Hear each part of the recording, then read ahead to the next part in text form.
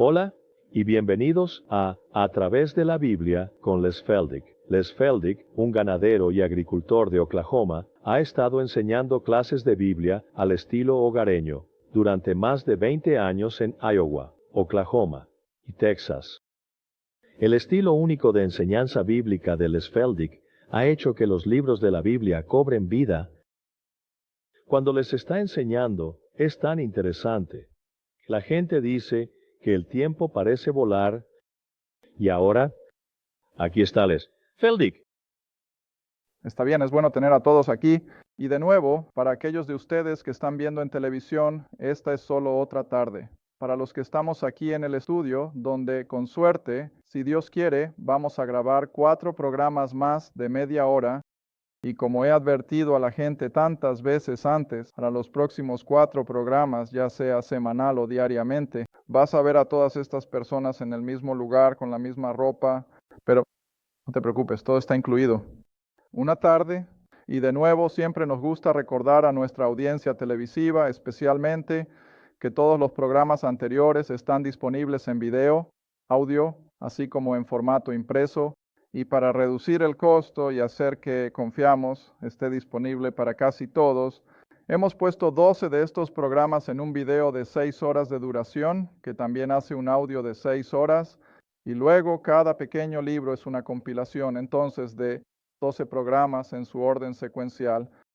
Así que si estás interesado en algo de eso, puedes enviarnos un mensaje o llamarnos al número 800 y te haremos llegar la información. Está bien, esto es un estudio bíblico y según nuestro correo, esto es lo que la gente aprecia, que nos estamos ceñiendo estrictamente al libro. Y así vamos a continuar justo donde lo dejamos en nuestro último programa esta tarde, y eso está en Gálatas capítulo 3, comenzando en el versículo 6. Ahora, por supuesto, siempre tengo que hacer un pequeño repaso porque constantemente tenemos nuevos espectadores que se unen a nuestra audiencia y tenemos que darnos cuenta de que estas cartas del apóstol Pablo están en el centro de nuestro Nuevo Testamento prácticamente por sí solas, porque esta es la parte de la palabra que está dirigida principalmente a la iglesia gentil, al cuerpo de Cristo. Sin embargo, olvida que el Antiguo Testamento y los Evangelios y los primeros capítulos de los Hechos estaban todos dirigidos a los gentiles bajo los auspicios de la nación de Israel, pero cuando Israel continuó rechazando todo y no creía que Cristo era el Mesías prometido, Dios, por supuesto, actuó de manera providencial y les quitó su templo, les quitó la ciudad de Jerusalén, desarraigó a la nación de la tierra y los dispersó entre las naciones del mundo, en lo que llamamos una dispersión, y se volvió en cambio hacia el mundo pagano, gentil, comenzando con el apóstol Pablo. Y como acabamos de regresar del Mediterráneo, más o menos siguiendo los pasos del apóstol, simplemente nos conviene a todos los que estábamos juntos pensar en lo que ese hombre soportó para llevarnos el evangelio a nosotros, los gentiles. Nunca pierdas de vista eso. No fue solo su sufrimiento, como él los enumera en 2 Corintios, sino que era simplemente la naturaleza de la zona. Y por supuesto, todos ustedes han oído hablar de su naufragio en la isla de Malta, y como dijo en el libro de los Hechos, estuvo en el fondo del mar 3 veces. Y así podríamos ver fácilmente, porque tuvimos una semana de mal tiempo y aunque estábamos en un barco de buen tamaño, fue bastante movido, ¿verdad, Lian, Viola? Y fue una semana bastante intensa, pero sin embargo, tuvimos la oportunidad de llevar a cabo nuestras clases por la mañana y por la tarde. Así que, a pesar del mal tiempo, todavía tuvimos momentos espirituales. Como escribió una señora el otro día, dijo que todavía estamos disfrutando del sol de ese periodo de estudio bíblico, así que no estaba mal ni nada por el estilo, pero de todos modos nos dio un vistazo de lo que el apóstol tuvo que pasar para llevar el evangelio al mundo gentil. Y así que, para aquellos de ustedes que pueden no estar familiarizados con la composición de nuestro Nuevo Testamento, siempre recuerden eso. Todas las cartas de Pablo, tal como las tenemos en nuestro Nuevo Testamento hoy, siempre han estado en ese orden. En cada copia del Nuevo Testamento que todavía está disponible en bibliotecas y museos, mientras que el resto del Nuevo Testamento puede estar en varios órdenes. No siempre es Mateo, Marcos, Lucas y Juan. Y no siempre están las pequeñas epístolas judías al final, pero las cartas de Pablo siempre están en el orden en que las tenemos hoy, lo cual creo que debería decirnos algo que el Espíritu Santo ha establecido definitivamente. El formato que tenemos en estas epístolas, como las llamamos, ahora por supuesto los Gálatas normalmente, pensando, incluso desde creo mi propio punto de vista, ¿crees que Gálatas debería haber estado antes que Romanos? Porque Gálatas, como creo que lo expresó un maestro de Biblia en tiempos pasados, es más o menos como el boceto a lápiz de lo que tiene en mente. Y luego Romanos es como la pintura final al óleo sobre lienzo. Si lo comparas con un artista, es más o menos su boceto a lápiz de lo que tiene en mente. Y luego Romanos es como la pintura final al óleo sobre lienzo. Bueno, me gusta eso porque eso es exactamente lo que son los Gálatas. Gálatas es tan introductorio, se adentra en lo profundo, cosas de Romanos, y sin embargo tiene su propósito divino por estar exactamente donde está, siguiendo por supuesto las dos cartas a los Corintios. Ahora, la mayoría de ustedes han estado con nosotros mientras enseñábamos 1 hora y 2 horas de Corintios, donde Pablo tuvo que lidiar no solo con problemas en la congregación, sino con un flujo constante de ataques hacia su persona y denunciando que era un impostor y un fraude y tenía algo que había ideado por su cuenta y que, pues de todo, no tenía la autoridad de Pedro, Santiago y Juan. Y así, esas dos cartas a los Corintios, ven, él siempre está defendiendo su apostolado. Ahora, en Gálatas, el lector promedio probablemente no puede discernir la diferencia, pero aquí no está defendiendo tanto su persona como su doctrina. Ahora, esa es una palabra que no quiero que nadie use a la ligera. La doctrina es algo que en gran medida en nuestra época ha quedado en el olvido. Pero escucha, si no tienes doctrina, no tienes nada. Hoy en día estamos viendo tanto énfasis en la experiencia, y eso está bien hasta cierto punto, pero escucha, la experiencia no te fija los pies en el concreto, se necesita doctrina. Y esa es la palabra principal, la enseñanza. Y esto es lo que estamos viendo aquí en Gálatas, que Pablo está refutando la falsa doctrina, la enseñanza falsa que se había infiltrado no solo en las iglesias de Galacia, sino por supuesto en cada iglesia que él fundó, pero no es algo único de la época de Pablo. Ha atormentado al cristianismo a lo largo de los siglos y es tan pertinente hoy como lo fue el día en que lo escribió, porque todavía estamos luchando constantemente contra la falsa enseñanza del legalismo. Ahora, normalmente, la gente piensa en el legalismo como simplemente el culto en el templo y el judaísmo. No, el legalismo viene en todo tipo de formas y siempre es tan sutil porque verás, el legalismo apela al concepto humano. Tengo que hacer algo. Y la enseñanza de Pablo es oscura. La doctrina dice, como lo he enfatizado una y otra vez, la enseñanza de Pablo dice que no hacemos nada, sino que descansamos en y creemos lo que Dios dice. Él ha terminado en nuestro nombre y eso por supuesto es el Evangelio y eso es la muerte, sepultura y resurrección de Cristo. Está bien, tal vez eso sea suficiente para la introducción. Así que esta pequeña carta de exhortaciones es para refutar las falsas doctrinas, la doctrina que eran principalmente las incursiones del legalismo. Está bien, entonces, ¿recuerdas? En los primeros capítulos, en los primeros versículos del capítulo 3, Pablo planteó la pregunta o hizo hincapié en el hecho de que no llegaron a esta gloriosa posición que disfrutan ahora como creyentes por cumplir la ley, pero como por fe al creer en el Evangelio, está bien. Así que ahora, de nuevo, como una ilustración de la fe, que por supuesto él utiliza incluso en el libro de Romanos, él regresa al Antiguo Testamento y menciona a Abraham, una vez más. Está bien, ahora miremos el versículo 6. Así como Abraham creyó a Dios, su fe en Dios le fue contada por justicia. Ahora, contempla esa afirmación. Abraham creyó a Dios y le fue contado por justicia. Ahora pregúntate, ¿cuánto más hizo él? Bueno, nada, él no trajo sacrificio. Él no mantuvo un conjunto de mandamientos. Él no fue bautizado en el río Jordán. Él no hizo nada, pero ¿qué? Creyó Dios. Ahora, ¿cuántas veces no lo he puesto en la pizarra? Y lo voy a poner una vez más porque me guío bastante por los comentarios de nuestros oyentes sobre lo que les gusta y lo que no les gusta.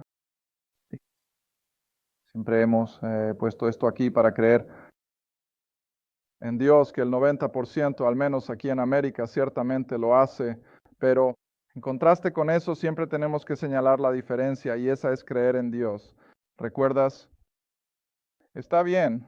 Ahora, creer en Dios es lo que las multitudes de personas alrededor del mundo, de hecho, si no es el verdadero Dios, están creyendo en algún Dios, pero creer a Dios, ¿eso qué es? Esa es la fe. ¿Ves? Porque cuando creemos Dios, entonces lo estamos tomando en su palabra y estamos ejerciendo fe y eso es lo que Él está buscando. Y así cuando Pablo dice aquí en Gálatas que debemos creer a Dios como lo hizo Abraham, eso nos lleva primero a Romanos. Y así regresa conmigo a Romanos capítulo 4. Y luego vamos a retroceder hasta Génesis y ver cómo todo esto ha estado construyéndose. Sé que siempre hago referencia al hecho de que la Biblia es una revelación progresiva. En otras palabras, lo que se construyó allá en el Antiguo Testamento no ha sido desechado, sino que se ha edificado sobre eso. Y vamos a reconstruir eso en un momento, pero vamos a hacerlo de arriba hacia abajo, en lugar de abajo hacia arriba. Romanos capítulo 4. Romanos capítulo 4. Empecemos en el versículo 1. Ahora, por supuesto, tomamos todo esto casi palabra por palabra cuando estábamos en nuestro estudio del libro, pero sin embargo, esta es la única manera en que podemos comparar la escritura con la escritura, que diremos entonces, Romanos 4, versículo 1, que Abraham, nuestro padre, en cuanto a la carne, ha hallado, porque si Abraham fue justificado por las obras, tiene de qué gloriarse, pero no delante de Dios. Pero, dicen la escritura, ¿ves? Y eso es lo que cuenta, no importa lo que diga Pablo, no importa tanto lo que yo diga, lo que importa es qué dice Dios, y eso por supuesto es donde entra la escritura. Así que mira lo que dice la escritura. Abraham no creyó en Dios, sino en qué. Él creyó a Dios. Ahora, ¿qué te dice eso? Dios dijo algo y Abraham lo creyó. Ahora, ya sabes, la fe viene por el oír. Lo vimos en el programa anterior. La fe viene por el oír, lo que dice que Dios tiene que decir algo antes de que la humanidad pueda creerlo. Eso sigue. Está bien, aquí está. Abraham creyó a Dios y le fue contado o imputado. ¿Por qué? Justicia. Ahora esto me trae un pensamiento. No tenía la intención de hacer esto, simplemente me vino a la mente. Quizás sea mejor que lo maneje. Mientras confío en el Espíritu, vuelve conmigo al libro de Santiago, porque aquí, de nuevo, hay uno de esos lugares donde el burlador, especialmente, e incluso muchos cristianos bien intencionados dirán, bueno, la Biblia se contradice a sí misma. ¿Tengo problemas? Bueno, regresemos a la pequeña carta de Santiago y al capítulo 2. Santiago, capítulo 2, y vamos al versículo 21. Y estoy seguro de que todos ustedes han estado al tanto de eso. Ahora, ¿cómo puedes decir que Abraham y nosotros somos salvos por la fe? Además, nada. Pero Santiago dice que si no ve obras, entonces no puede ver la salvación. Bueno, señalémoslo. Santiago, capítulo 2, comenzando en el versículo 21. ¿No fue Abraham nuestro padre? Mira, ahora Santiago era judío, al igual que Pablo. ¿No fue Abraham nuestro padre justificado por las obras cuando ofreció a Isaac, su hijo, sobre el altar? Ahora, lo primero que diría es, espera un momento. ¿Cuándo trata Dios con la fe de Abraham? ¿Al principio o aquí atrás, cuando Isaac ya está en escena, que es unos 50 años después? Bueno, al principio, ¿ves? Y así Santiago no está hablando sobre el origen de Abraham. Él está hablando de algo que ocurrió 50 años después, que fue en la ofrenda de Isaac. Está bien, sigamos. Así que fue justificado por las obras cuando ofreció a Isaac sobre el altar. Luego el versículo 22, ¿ves cómo la fe actuó con sus obras y por las obras? Y voy a añadir el pronombre. Su fe fue perfecta y se cumplió la escritura que dice, Abraham creyó Dios y le fue contado por justicia y fue llamado amigo de Dios. Sin embargo, Santiago dice, ¿ves entonces cómo por las obras un hombre es justificado y no solo por la fe? Contradicción. Bueno, a simple vista sí parece así. Pero ¿ves que lo que realmente está observando Santiago? Él está observando la fe de un individuo tal como la determina el hombre.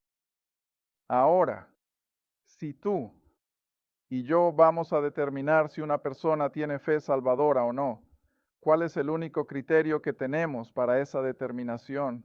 Sus obras. ¿Ves? Pero Dios no necesita obras. Dios mira el corazón. Y así Abraham fue salvado por fe, más nada, porque no tenía que mostrar obras a nadie. Él estaba tratando con Dios. Y así, la próxima vez que alguien intervenga y diga, bueno, las escrituras se contradicen, Santiago dice que no puedes ser salvo sin obras, y Pablo dice, eres salvo solo por fe. Ahí está la diferencia. Santiago lo está viendo desde el punto de vista del hombre, absolutamente. Que si no hay obras, entonces tú y yo no tenemos idea de que un hombre tiene fe salvadora, pero Dios nos mira como lo hizo con Abraham y ve nuestra fe sin obras. No tengo que hacer ninguna obra para probarle a Dios que tengo fe, pero si quiero demostrarle a mi vecino que tengo fe, mejor muestro algunas obras. ¿Ves la diferencia? Claro como el agua. No hay controversia, no hay contradicción, pero de nuevo son dos cosas totalmente diferentes. Eventos. Está bien, eso es suficiente por ahora. Regresemos a Romanos capítulo 4 por un momento y luego quiero volver a Génesis. Romanos capítulo 4 de nuevo, que dice la escritura. Versículo 3, Abraham creyó a Dios y su fe le fue contada por justicia. Y luego Pablo añade, ahora al que trabaja, la recompensa no se considera por gracia, sino por deuda. Y no estamos bajo una economía de deuda, o tal vez estemos en política, pero no espiritualmente. No estamos bajo una economía de deuda. Nunca pondremos a Dios en nuestra deuda. Y así no podemos trabajar por la salvación, ni una pizca. Y así el versículo 5 lo dice todo, pero al que trabaja. ¿Cuál es la siguiente palabra? No. ¿Ves eso? Al que no trabaja, sino que cree. Aquel que justifica al impío. Está bien, ahora. Entonces dije que dado que Pablo está usando a Abraham como el epítome de la fe, vamos a revisarlo un momento en Génesis capítulo 12. Ahora, creo que la mayoría de ustedes recuerdan muchos de mis comentarios porque los repito. Sé que lo hago, pero lo hago con un propósito. Y esa es la parte más importante de todo el Antiguo Testamento.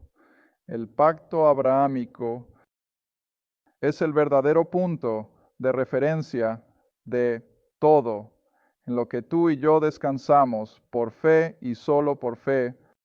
Está bien, ahora veamos en Génesis 12 el pacto abrahámico, versículo 1, Génesis 12, versículo 1.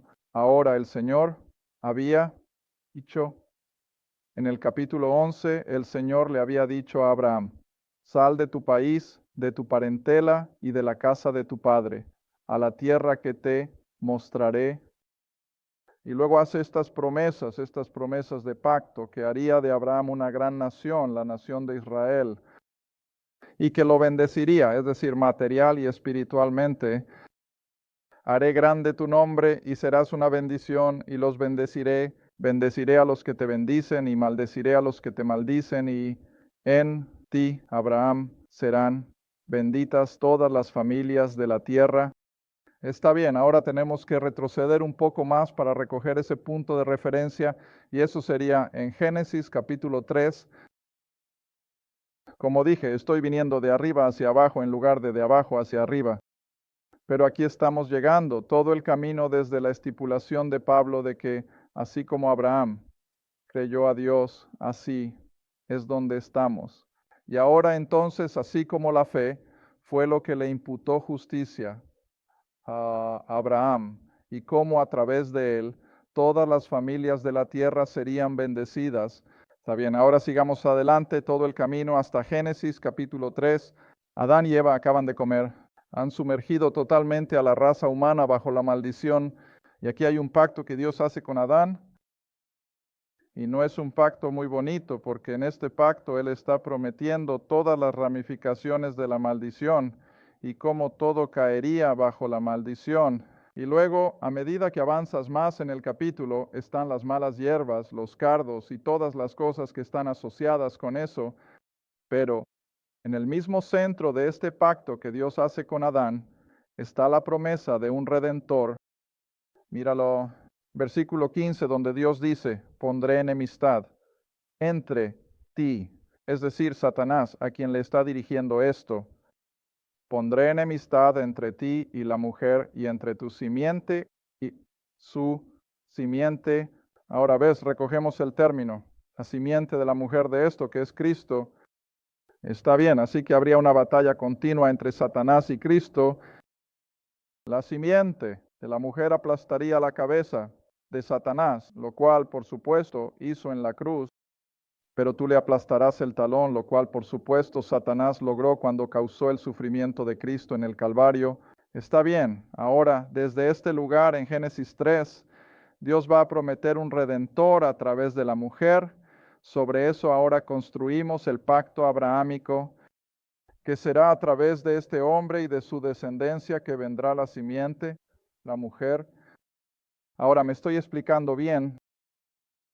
Génesis, Dios prometió a Adán que la simiente de la mujer un día derrotaría al pecado, a la muerte y a Satanás. Abraham ahora ha recibido la promesa de que esta simiente de la mujer vendría a través de su linaje, a través de la nación de Israel, y así ese pacto abrahámico se convierte en la base de todo a medida que avanzamos hacia el Nuevo Testamento y la aparición de Cristo y su ministerio terrenal, su rechazo por parte de Israel, y luego pasamos a la era de la iglesia después de la conversión de Pablo de Tarso. Así que puedes volver conmigo ahora si quieres al capítulo 3 de Gálatas nuevamente.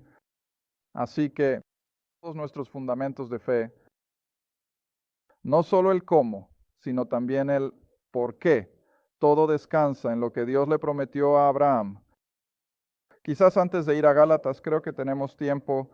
Regresa un momento a Romanos. Deberíamos haber parado allí de camino, pero regresa nuevamente al capítulo 11. Romanos. Recuerda, la última parte de ese pacto abrahámico era que en ti, en Abraham, serían benditas todas las familias de la tierra. Y por supuesto, eso viene principalmente a través de Cristo, la simiente de la mujer, que viene a través de la simiente de Abraham, pero también es el resultado de lo que Dios prometió a través del apóstol Pablo en Romanos capítulo 11. Y este es un relato de cómo Israel había rechazado todo y Dios va a despojar literalmente las ramas, el árbol que es Israel, que está arraigado en Abraham, y él va a injertar a los gentiles. Está bien, ahora continuemos en Romanos 11, porque todo esto se conecta con suerte. Romanos 11, vamos a entrar en el versículo 15, si quieren. Romanos 11, versículo 15. ¿Están conmigo? Porque si el desecho de ellos, los judíos, la nación de Israel, es la reconciliación del mundo, que por supuesto sería todo el mundo, judío y gentil, ¿qué será la recepción de ellos, la nación de Israel, sino vida de entre los muertos? Y por supuesto vimos eso en nuestras enseñanzas pasadas, en Ezequiel 37, cómo ese valle de huesos secos estaba temblando y finalmente todo se unió y por fin la carne se formó y la piel se cubrió y luego, finalmente, en un día en el futuro, la nación va a experimentar vida. Bueno, ¿qué es? Pero vida de entre los muertos. Está bien, ahora tengo que moverme rápido. Y así en el versículo 16, porque si la raíz es santa, también lo es la masa.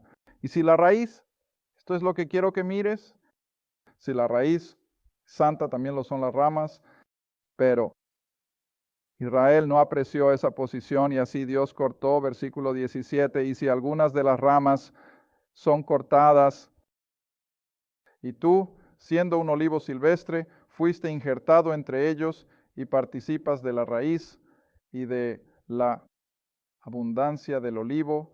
Ahora, ¿cuál es la analogía? Bueno, cuando Israel rechazó todo y Dios se volvió hacia los gentiles a través del apóstol Pablo y comenzó a llamar al cuerpo de Cristo, que hizo posible que al quitar a Israel de alimentar sobre la raíz y la abundancia de su padre Abraham, a quien ha puesto ahora en su lugar el gentil. Y recuerda, enseñamos esto, pensé, de manera tan clara en nuestra serie sobre el libro de Romanos, y así aquí estamos, todo el mundo gentil.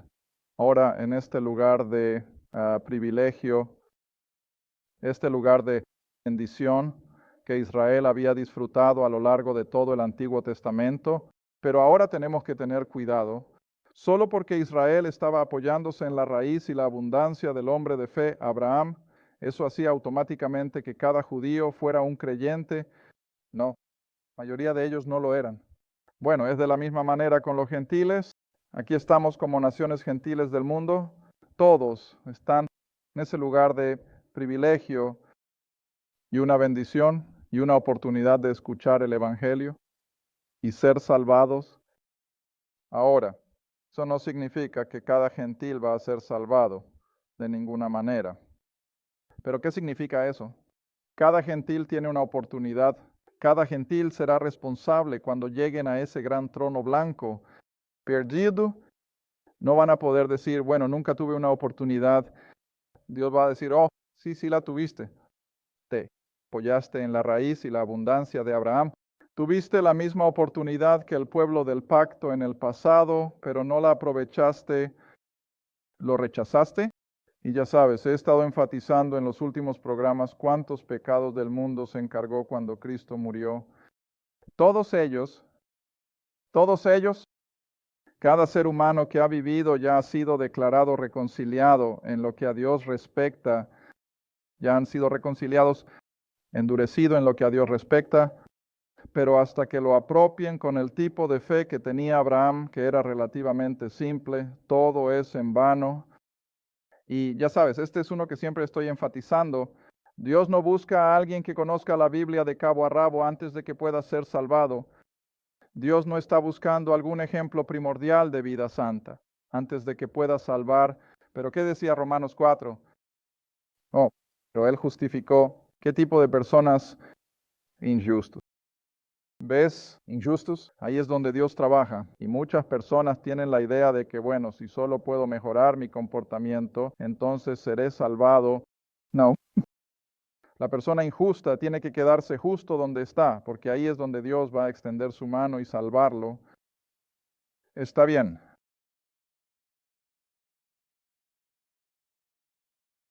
Gracias por ver a través de la Biblia con Les Feldick, un estudio bíblico semanal. Si deseas más información sobre los ministerios Les Feldick, un estudio bíblico en tu área, o sobre este programa, escribe a Les Feldick Ministries, Ruta No, Caja 760, Quinta, Oklahoma, 74552. Esa es la Ruta 1, Caja 760, Quinta, Oklahoma, T452. A través de la Biblia con Les Feldick es apoyado por los espectadores, y tu donación es apreciada. Gracias y asegúrate de sintonizar la próxima vez para A través de la Biblia con Les Feldick.